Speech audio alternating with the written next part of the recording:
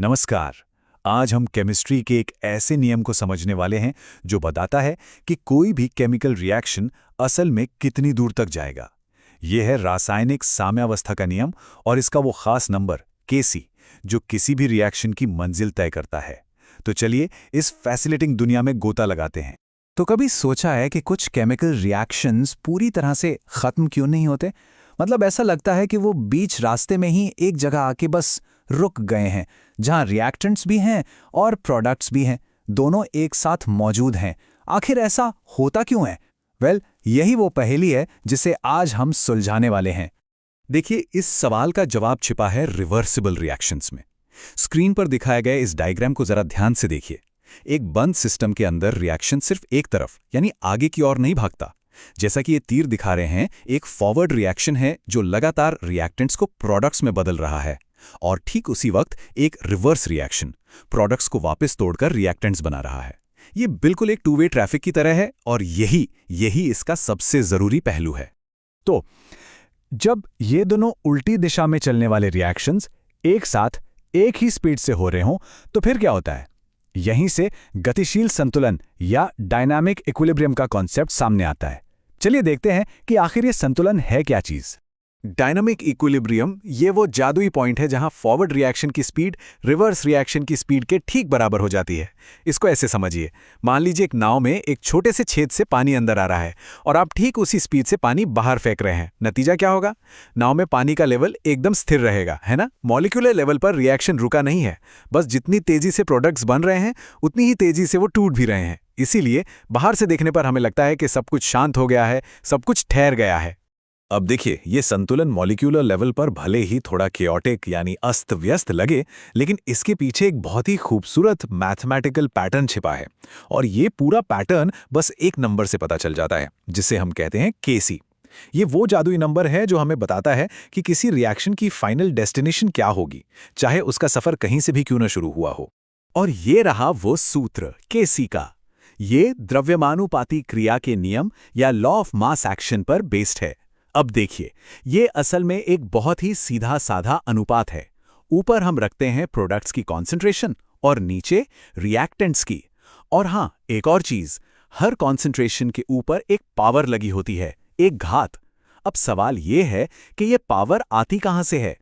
तो ये वही नंबर है जो बैलेंस्ड केमिकल इक्वेशन में उस पदार्थ के आगे लिखा होता है, जिसे हम कहते हैं स्टोइकियोमेट्रिक गुणांक।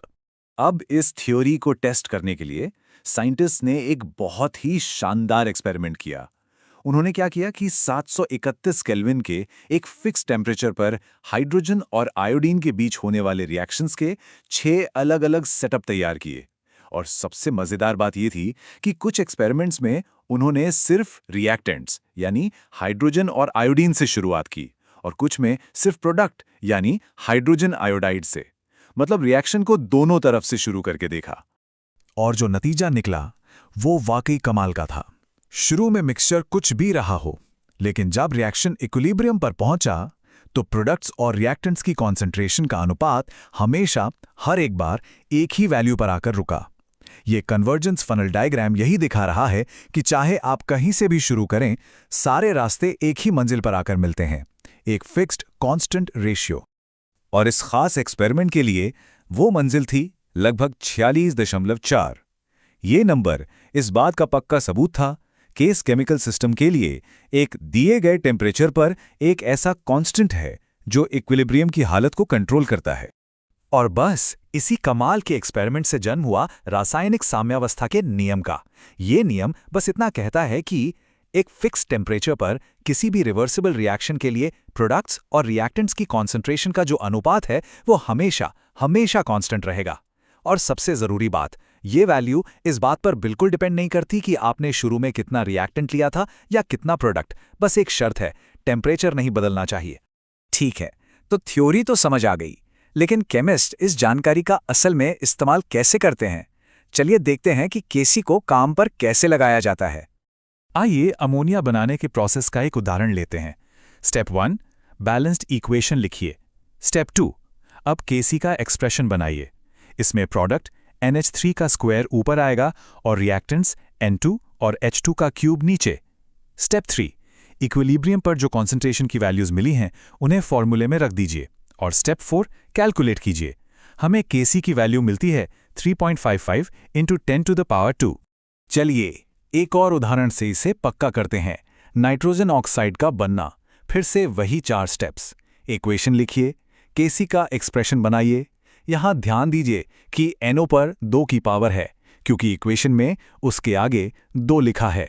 वैल्यूज डालिए और सॉल्व कीजिए। इस केस में 800 केल्विन पर Kc की वैल्यू 0.622 है, जो पिछले उदाहरण से काफ़ी अलग है। इससे ये पता चलता है कि हर रिएक्शन का अपना एक यूनिक Kc होता है। अब एक बहुत बहुत ज़रूरी बात, Kc की जो वैल्यू है वो इस बात पर डिपेंड करती है कि आपने केमिकल इक्वेशन को लिखा कैसे है। ये टेबल इसे बहुत अच्छे से समझाती है। अगर आप रिएक्शन को पलट देते हैं तो नया इक्विलिब्रियम कांस्टेंट पुराने वाले का उल्टा यानी 1/Kc हो जाता है, और अगर आप पूरी इक्वेशन को किसी नंबर n से मल्टीप्लाई करते हैं तो नया Kc पुराने Kc की पावर n हो जाता है। तो अब तक हमने जो कुछ भी सीखा है, आइए उसे एक छोटे से खाके या ब्लूप्रिंट में समेट लेते हैं जो इस पूरे कॉन्सेप्ट का सार है। तो Kc के 3 मेन रूल्स हैं। पहला, आर्किटेक्चर, ये हमेशा प्रोडक्ट्स अपॉन रिएक्टेंट्स का रेशियो होता है। दूसरा, मैथ्स, इक्वेशन में जो कोएफिशिएंट्स होते हैं वही फॉर्मूले में पावर बन जाते हैं। और तीसरा और सबसे जरूरी, एंकर, Kc शुरू में लिए गए अमाउंट पर डिपेंड नहीं करता, लेकिन ये पूरी तरह से टेम्परेचर पर डिपेंड करता है। ये नियम एक तरह से मॉलिक्यूल्स की अराजक दुनिया को एक सटीक, कैलकुलेट करने लायक साइंस में बदल देता है। और ये हमें एक बहुत ही दिलचस्प सवाल पर लाकर छोड़ता है। हमने ये तो देख लिया कि Kc टेम्परेचर पर डिपेंड करता है, तो अगर Kc एक टेम्परेचर पर फिक्स्ड है तो क्या होगा जब हम उस टेम्परेचर को ही बदल दें? इक्विलिब्रियम इस बदलाव पर कैसे रिएक्ट करेगा? ये वो सवाल है जो केमिस्ट्री के एक और भी गहरे सिद्धांत का दरवाजा खोलता है।